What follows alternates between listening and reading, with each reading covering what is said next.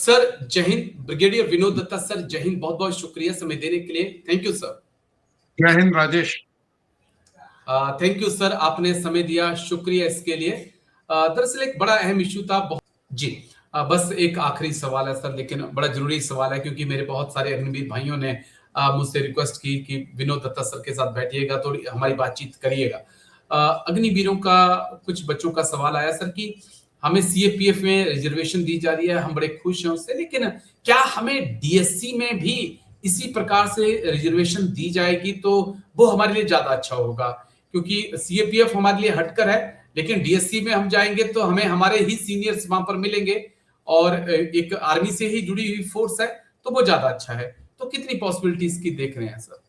हाँ देखिए, डीएफसी एक रीएम्प्लॉयमेंट का जरिया है, क्योंकि हमारी जो आर्मी है वो काफी यंग एज पे जो हमारे जवान है, जेसीओ है, वो रिटायर होते हैं और उनके अंदर काफी क्षमता होती है काम करने की, और फिजिकली भी और मेंटली भी।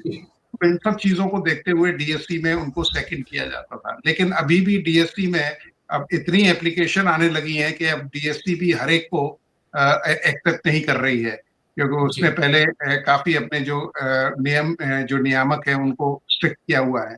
अग्निवीर की बात चल रही है, अभी तक फिलहाल कोई ऐसा लेटर नहीं आया है, लेकिन हाँ बातचीत चल रही है। लोगों ने अपना फीडबैक दिया है कि इनको अगर डीएससी में भी एब्जॉर्ब किया जाए तो ये भी भारत के लिए एक काफी अच्छा एक सेकंड लाइन ऑफ डिफेंस बन सकता है।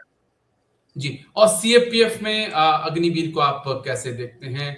क्या वाकई में ठीक है एक आर्मी की ड्यूटी और एक सीएपीएफ की ड्यूटी में एक सोल्जर जो टेक्निकल का काम कर रहा था, क्योंकि आप आरटी से हैं, मैं आरटी से हूं, अगर जो टीए था या सर्वेयर था, अब वो अगर बीएसएफ का डंडा लेकर या सीआरपीएफ का डंडा लेकर खड़ा होगा, तो लग रहा है आपको कि सही न्याय होगा इन बच्चों के साथ? नहीं, न्याय तो नहीं होगा राजेश जी, क्योंकि मैं इसके फेवर में नहीं हूँ। मेरा मानना ये था कि इनको आप बजाय रिजर्वेशन देने के इनको इक्विवेलेंट जो ट्रेड है आपका, वहां इनको सेकंड करना चाहिए था। मतलब वहां ये मतलब जो बच्चे बाहर जा रहे हैं उनको ये करना चाहिए था कि साहब इसमें से 10 बच्चे बीएसएफ में जाएंगे, 5 बच्चे सीआरपीएफ में जाएंगे, बाकी के आईटीबीपी में जाएंगे, एसएसबी में जाएंगे या स्टेट पुलिस में जाएंगे। तो बजाय इनको रिजर्वेशन देने के इनको सेकंड करना चाहिए था, जिससे वो अपना वो कर सके। उसमें दोनों को फायदा था, बीएसएफ को भी फायदा, मतलब जो सीएपीएफ है उनको भी फायदा था और जो स्टेट पुलिस है उनको भी फायदा था।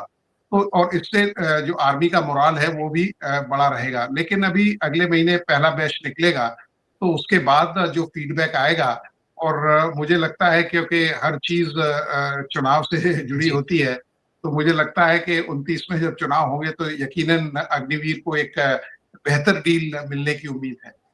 हाँ बिल्कुल सर, लेकिन बस दुख इस बात का होगा कि तब तक कम से कम 3 बैच हमारे आउट हो चुके होंगे और फिर उन बच्चों का क्या होगा? उनके पास फिर शायद फिर कोर्ट का रास्ता होगा, लेकिन चलिए यकीन है कि ऐसा जरूर होगा।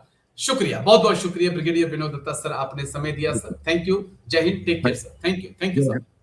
Thank you sir.